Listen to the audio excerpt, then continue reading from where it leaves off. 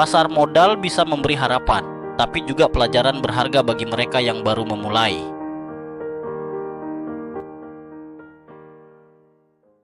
Halo teman-teman, perkenalkan kami kelompok 18 kami telah melakukan penelitian sederhana di lingkungan Fakultas Ekonomi dan Bisnis Universitas Palangkaraya dengan judul penelitian Pengalaman Investor Pemula dalam Berinvestasi di Pasar Modal. Di mana penelitian ini kami lakukan dengan metode wawancara. Oke teman-teman, langsung saja kita ke video wawancaranya.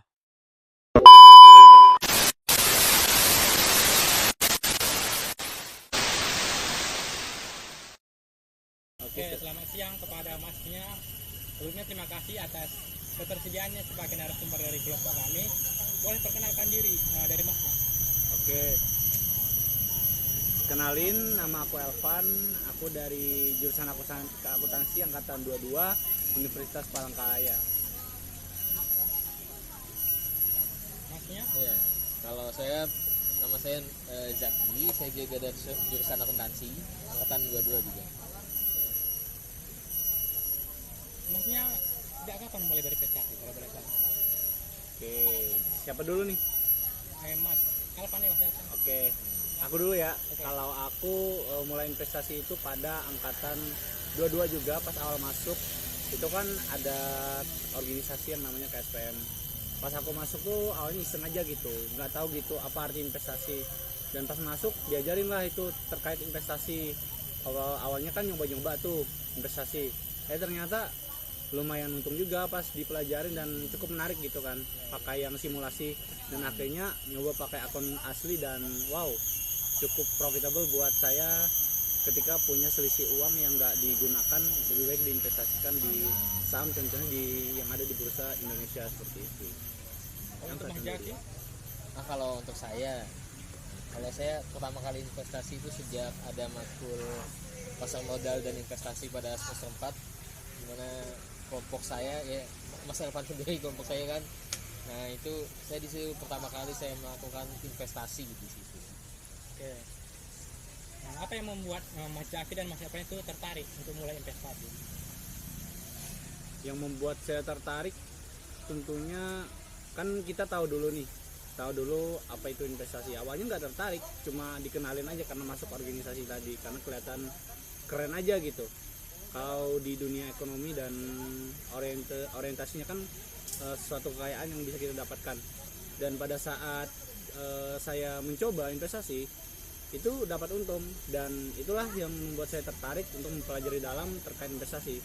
Akan tetapi nggak semuanya untung sih, pernah juga rugi beberapa rupiah ruginya, dan itu membuat saya lebih ingin mempelajari lebih dalam supaya gimana caranya supaya investasi itu bisa menguntungkan seperti itu. Nah kalau buat saya apa tadi pertanyaannya? Membuat yang tertarik ya? Iya, membuat tertarik untuk berinvestasi. Kalau untuk hal yang membuat tertarik kenapa saya berinvestasi itu mungkin karena pada matkul semester 4 itu kan ada satu kelompok ya. Nah kelompoknya mereka pertama itu kan sangat-sangat bisa dibilang amazing lah kan, sangat bagus di situ. Saya tuh mulai kayak ternyata investasi itu punya untung gede kalau misalkan kita ada modal gede juga gitu. Jadi itu hal yang membuat saya tertarik itu adalah untungnya gitu, karena keuntungan itu yang membuat saya tertarik gitu. Ya, kalau boleh tahu itu investasinya apa? Saham atau reksadana? Buat saya Ya. kalau saya saham pertama kali. Kalau saya juga saham untuk pertama kali investasi, tetapi juga pernah berinvestasi di dunia cryptocurrency, dan saya pernah cuan juga dan rugi paling besar di dunia kripto gitu. Kebetulan waktu itu di koin Alif kalau nggak salah, dan itu saya rugi banyak sebesar ya bisa di atas jutaan lah gitu. Dan terus setelah itu baru saya balik lagi ke saham, mempelajari lebih dalam, dan di situ bisa profit konsisten akhirnya yang membuat saya nyaman lebih bagus di dunia saham aja. Mungkin ada beberapa masuk ke dunia forex secara simulasi, tapi belum pernah berani secara akun real ya, karena sangat-sangat berisiko, apalagi kalau kita masuk future atau trading itu sangat berisiko sekali, dan risikonya sangat tinggi untuk kehilangan uang, dan juga keuntungannya juga bisa sangat besar, tetapi kerugiannya juga sangat besar juga. Kalau boleh tahu saham apa yang pertama kali masnya beli? Siapa? Mas Evan dulu. Mas Elvan. Kalau saya saham yang pertama beli karena itu mungkin saya belum belajar terlalu ini secara analisa dan harganya murah, Goto, perusahaan Gojek Traveloka. Rumah Jaki. Kalau saya, kalau waktu di pasar modal di kelompok saya itu kan kita beli BRIS ya mas ya, kita beli BRIS saham bank syariah. Kalau misalkan untuk saya sendiri pertama kali itu beli sahamnya DYLD sama sahamnya satu. Nah itu Apakah masnya pernah mengalami kerugian? buat saya. Ya bagaimana perasaannya? Nah kalau saya yang pasti pernah lah mengalami kerugian itu. Ya, tidak ada yang tidak pernah lah mas ya. Ya kan seorang Andri Hakim pun pernah lah merasakan kerugian Ya, dia. betul. Jadi ya RDN hanyalah angka gitu. Jadi kalau misalkan reaksi pertama kali rugi mungkin ya sakit gitu kan, sakit hati gitu. Sakitnya tuh di sini. Sakit dadaku gitu. Cuman ya Ya. udahlah gitu. Mau gimana lagi? Karena gini mas ya, apa namanya, kegagalan adalah guru terbaik Iya bagi kita. kan. Nah dari situ kita belajar mas sebagai pengalaman kita gitu. Biar nggak usah rugi lagi nanti kan. Nah, dari segi tantangan, apa tantangan terbesar yang masnya hadapi sebagai investor pemula? Ini sih mas yang biasanya menjadi market maker sih Donald Trump sih sekarang itu menjadi tantangan terbesar saya. Good afternoon. Selain Donald Trump ada juga kan si anak buahnya, bukan Iya. anak buahnya, si Jerome. Iya Baron itu anaknya. Iya. Nah itu yang jadi tantangan terbesar Baron. karena tiba-tiba dia mengeluarkan berita yang tiba-tiba langsung anjlok. Itu yang membuat saya Karena beberapa Box analis yang banget. kita udah buat nih secara teknikal maupun fundamentalnya udah bagus. iya kan. Tapi dengan keputusan luar negeri atau news yang ada di pusat dari dunia, contohnya Amerika Serikat, itu yang membuat kita semua nggak bisa nebak gitu. Itu. Statement apa yang bisa mereka keluarkan, misalkan the Fed suku bunga dan sebagainya. Bahkan yang lebih kuat sekarang yang powerful sekali kan Presiden Amerika Serikat yaitu Donald Trump itu sendiri. Itu tantangan paling besar mungkin. Kalau hal yang paling berharga masnya pelajari dari pengalaman investasi itu apa? Hal yang paling berharga. Hal yang paling berharga Banyak. banyak ya. Iya. Banyak. Hal yang paling berharga mungkin ya salah satunya adalah kegagalan tadi. Jadi kita dengan gagal kita bisa mempelajari apa sih kemudian kedepannya supaya kita tuh nggak rugi lagi gitu dalam investasi. Dan ada satu hal yang mungkin ini sangat penting, dimana kalau kita mau berinvestasi itu jangan terlalu cepat, pelajari dulu apa yang ingin kita investasi itu, pikirkan dulu resikonya dan juga tingkatkan pendapatan kita. Kalau kita punya pendapatan maka kita bisa selisihkan buat investasi. Kalau kita cuma dari uang apa gitu, cuma sedikit uangnya, belum cukup banyak nih, cuma kita investasikan apalagi di risiko yang sangat-sangat tinggi, itu sangat-sangat merugikan karena kita terburu-buru. Karena yang paling penting adalah pendapatan dulu baru investasi. Seperti itu. Dan investasi itu sebenarnya nggak bikin kaya tetapi bikin finansial kita stabil. Kaya itu kalau kita udah punya banyak uang. 2M kita taruh di obligasi udah bisa 2M, enak Mas, tuh. ya. Nah, Iya. kalau untuk saya mungkin jangan tamak lah kalau Iya, dalam jangan investasi. jangan FOMO. Iya jangan tamak. Di Indonesia Jangan maruk lah kalau bisa. sahamnya Ambil FOMO. secukupnya aja lah Betul. gitu. Apakah pengalaman tersebut mengubah cara masnya memandang uang atau perencanaan keuangan? Kalau untuk saya iya mas. Apalagi kalau ada investasi sekarang mungkin saya nggak tahu kayak kalau misalkan gak ada makro PMDI kemarin itu ya saya nggak tahu tuh. Iya. Uang saya mungkin saya taruh di bank aja terus kan. Tergerus Saya belanja sama dengan ya kan. biaya kan. Inflasi, Tergerus inflasi. kena biaya admin. Betul. Nah, kalau Inflasi. adanya investasi kan uang saya berputar. Berputar. At least saya dapat gen dikit ya cuan lah gitu ya buat Dividen, beli iya kan beli teh capital jumbo gain. gitu enak gitu. Betul Atau sekali. beli toprak kan bisa gitu dari gennya gitu. Jadi intinya uang dingin mas ya. Uang dingin dan kita- uang panas kalau ya uang dingin uang panas kita dinginkan lah.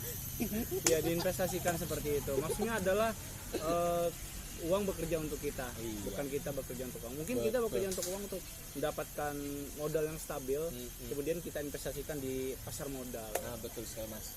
Tergantung risiko masing-masing sih. Apakah masnya berniat terus berinvestasi ke depannya?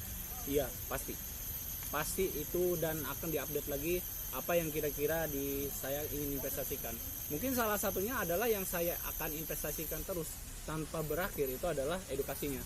Jadi saya akan terus belajar apapun itu, setua apapun itu, untuk gimana cara berinvestasi dan memanajemen keuangan yang benar. Karena investasi yang paling awal dan sampai akhir akan masih ada, yaitu investasi layar ke atas, yaitu edukasi gimana cara kita mengelola keuangan tersebut. Kalau Mas Jaki gimana? Nah, kalau saya pastilah berinvestasi terus lah kita. Mungkin kalau misalkan saya udah punya anak, mungkin saya akan ajarkan juga, ayo nak kita investasi gitu. Iya, Saham betul. semuanya. Mungkin, Dari kalau bisa ya, udah keluar ajarin investasi gitu, Iya. baru keluar ini. iya, bacakan ini, lakukan BCA Iya. gitu. Bukan ajan Mas ya. Iya, beli BCA. Iya. Jangan. Jadi- bercanda. Kalau untuk saya, mungkin saya kalau udah dapat fixed income, mungkin saya 1 lot BCA setiap bulan lah, mungkin nabung di situ gitu. Itu aja sih kalau untuk investasi, pastilah akan investasi terus ya ke depannya. Betul. Blue chip. Bagaimana menurut Masnya cara terbaik untuk meningkatkan literasi pasar modal di kalangan mahasiswa? Cara terbaik untuk meningkatkan literasi di pasar modal sama mahasiswa. Kita kasih aja, paperkan aja data-data yang membuat mereka itu tertarik. Contohnya, kita nggak bisa kasih tahu kalau investasi itu cuan tanpa kita kasih buktinya. Dengan yang adanya sekarang, kalau di kelompok studi pasar modal yang ada di Universitas Palangkaraya ini, dia melakukan suatu investasi secara real. Jadi akun anggota dipakai untuk berinvestasi yang ditransparasikan lalu diinvestasikan menggunakan suntikan dana yang ada di KSPM gitu.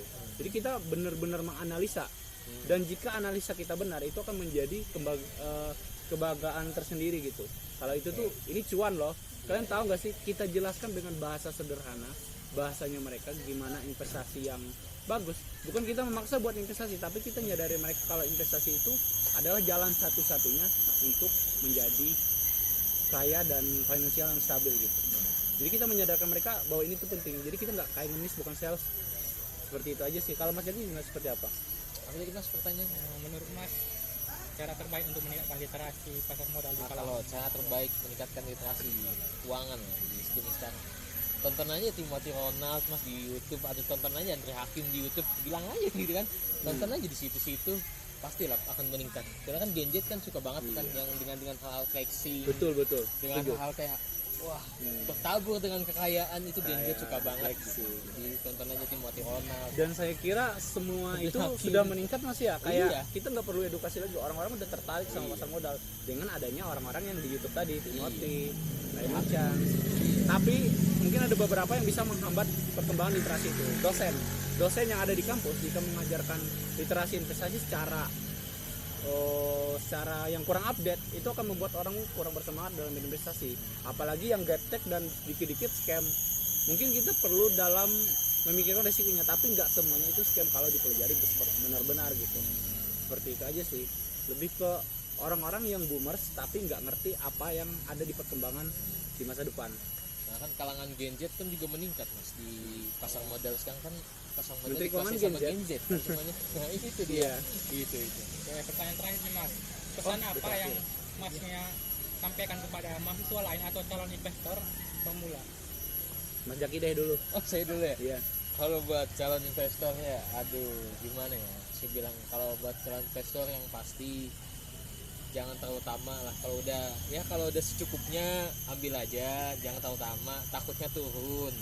Belajar dari pengalaman saya, udah ambil aja secukupnya gitu, nggak usah terlalu tinggi, nggak usah berharap lebih gitu. Nah, udah ya kalau bisa jangan langsung terjun dulu ke hal yang emang high risk gitu. Jangan langsung ke Bitcoin kalau misalkan emang belum tahu secara fundamentalnya. Betul. Jangan langsung terjun ke hal yang gitu, ya belajarlah dulu, perbanyak dulu. Ya pokoknya investasi ke leher atas itu lebih bagus dulu, baru kita investasi ke saham, ke kripto, ke forex atau ke hal lain. Iya. Jadi menurut saya mungkin yang buat investor pemula nanti itu adalah belajar dulu untuk investasi ke leher atas, baru nanti kita ke investasi yang kripto, saham, dan forex gitu tadi. Iya, betul. Setuju Kalau dari sekali. saya. Iya. Saya sependapat ya, Mas Pascal dengan Mas Jaki terkait dengan jangan terburu-buru, berinvestasilah pada leher ke atas untuk belajar lagi gimana resiko yang bisa kita tanggungi dan seperti apa barang yang ingin kita beli di pasar modal dalam berinvestasi. Dan pesan saya bagi kaum muda yang ingin berinvestasi, jangan FOMO, belajar lagi lebih dalam, jangan terburu-buru. Mungkin kita terburu-burunya dalam hal untuk persiapan untuk investasi, dan hal itu nggak boleh dilangkahin teman-teman, punya step masing-masing. Kita belajar, setelah belajar kita kumpulin uang, setelah kumpulin uang baru berinvestasi. Kalau teman-teman terlalu cepat tanpa belajar tiba-tiba berinvestasi dan akhirnya teman-teman merasa rakus ingin mengambil keuntungan yang lebih tinggi, itu akan membuat teman-teman terjebak dalam sesuatu kerugian yang sangat besar, dan akhir-akhirnya teman menganggap kalau investasi itu nanti scam seperti itu. Betul. Intinya jangan FOMO, belajar dulu, tingkatin pendapatan teman-teman semuanya. Jangan pikir investasi atau trading itu kerjaan yang mudah, itu kerjaan yang paling sulit.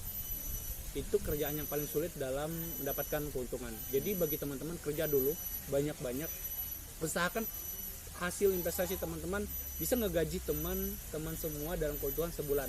Misalnya pendapatan teman-teman sebulan 4 juta, carilah investasi yang dalam sebulan teman-teman bisa dapat 4 juta. Udah kayak Mas Jaki tadi bilang, kalau udah sampai dengan prediksi keuntungan 10%, ya udah take profit aja 10%. Jangan karena dia naik lagi atau berharap dia naik lagi, itu teman-teman masih nge-hold saham itu. Jadi jangan FOMO, belajar dan pelan-pelan aja. Jangan terlalu agresif. Agresifnya dalam hal bersemangat untuk belajar, bersemangat untuk mencari uang, bukan dalam jor-joran dalam ngeluarin uang di investasi seperti itu. Pokoknya jangan FOMO lah. Jangan gitu. FOMO lah. Ngikut-ngikut Iya, teman kan. ngikut-ngikut teman. Teman beli saham ini, ikut deh. Iya. Kayaknya bagus nih. Ternyata boncos. Kita Ternyata investasi boncos. 100, malah minus berapa persen, 20%. Kan Betul. kita malah menyalahkan aja. teman kan. Betul, jadinya. fundamental aja. Kayak Gitu. kita analisa kita fundamentalnya seperti ini, dan ternyata benar, itu menjadi kebanggaan tersendiri. Ilmunya kita udah punya, tinggal uangnya lagi yang kita tingkatin. Salah satunya tingkatin pendapatan atau engine power kita. Ada satu kata, DYOR atau do your own research. Oke, itu dia. Atau research sendiri lah kalau bisa. Ya, legal dan logis. Cari perusahaan yang legal dan logis. Iya. Kayak kata OJK.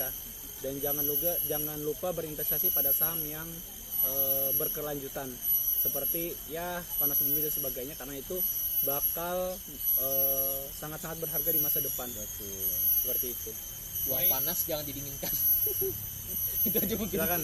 Baik, terima kasih buat Mas Elvan dan Mas Jaki atas pengalaman dan pesannya. Semoga Sama-sama. bermanfaat kepada calon investor pemula. Amin. Iya, iya.